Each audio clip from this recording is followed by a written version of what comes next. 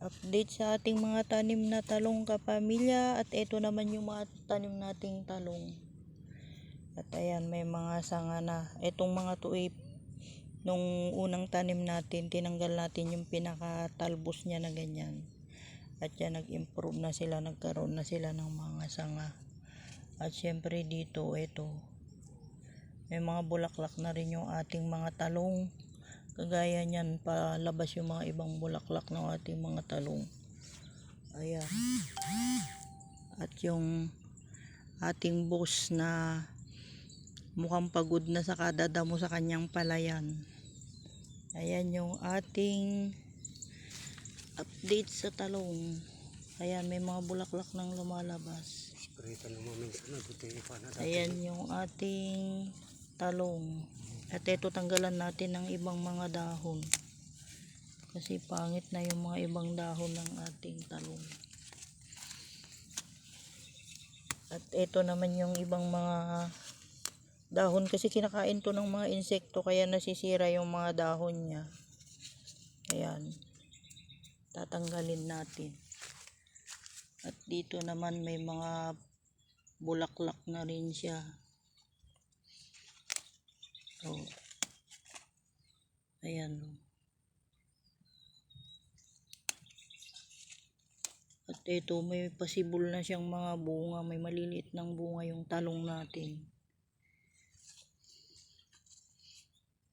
Yung mga iba naka puno, yung talbos niya nasisira, parang nalalanta. Siguro kinakain ng mga uod, kaya ganun. Nasisira yung mga dahon, saka yung talbos. Ayan, at yung bunga ng ating talong medyo malaki na rin. Maraming bulaklak to. Pero tanggalan natin ng mga sirang dahon. Ayan, lalo na pagka ganyang namumunga na sila, agaw nutrients lang yan, kaya tatanggalin natin yung mga dahon. At ito yung mga bulaklak niya, nasisira yung iba. Siguro dahil minsan nabababad sila sa sobrang ulan, kaya ganyan nasisira yung bulaklak. Ayan. At ito naman yung iba nating talong.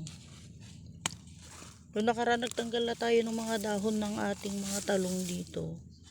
Pero syempre mabilis nga kasi magdahon pagka ganyang nag-uulan. Mabilis silang magkaroon ng mga talbos sa mga panibagong dahon. Kaya ayan. Yan yung ating mga talong kapamilya. At ito, mga ready na rin silang mamulaklak. May mga ano na ng bulaklak. Ayan yung ating mga tanim kapamilya. Update po sa ating mga talong. Bye! Good morning kapamilya. Ayan, natapos na po tayo maglinis dito sa ating garden. At syempre magluluto naman tayo ng ating ulam. At yung mga gulay natin mga pamilya, kinuha lang natin sa ating garden at tinrim natin yung ating mga sili para ma-reset natin yung mga tanim nating sili. Kaya yan yung ating ginagamit dito sa ating pagluluto. O di ba, nakalinis ka na dun sa yung garden, at syempre meron ka pang fresh from the garden na panghalo sa ating ulam. At yan, luto na yung ating ulam. Simple lang yung ating ulam kapamilya. At meron tayong nakuhang sitaw saka talbos ng sili. Yan yung hinalo natin dito sa ating ulam. Kaya ayan yung ating ulam. Kaya ayan ang kagandahan pagka nagtatanim tayo kapamilya.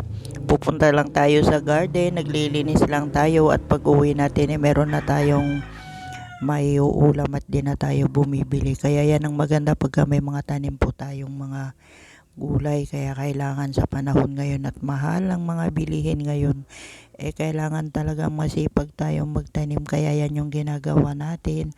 Nagtatanim tayo para yung mga ibang gulay hindi na natin kailangang bilhin. Napakamahal po ngayon ng mga gulay, kaya isang malaking kabawasan sa ating budget, lalo na sa araw-araw. Kasi kung meron ka ng mga gulay, may mga tanim ka dyan, hindi mo na kailangan bumili. Kasi tayo naman kahit anong gulay Yan ang paborito natin. At yan kapamilya, dahil nga hindi tayo makahuli ng manok at mahirap manghuli ng manok, mas madaling manghuli ng isda dun sa cabinet natin. Kaya yan yung nahuli natin at hinalo natin dito sa ating ulam. Ayan po yung ating ulam ngayon at kain na po tayo mga kapamilya. Yan po yung ating niluto ngayon at yan simple at mabilis lang iluto.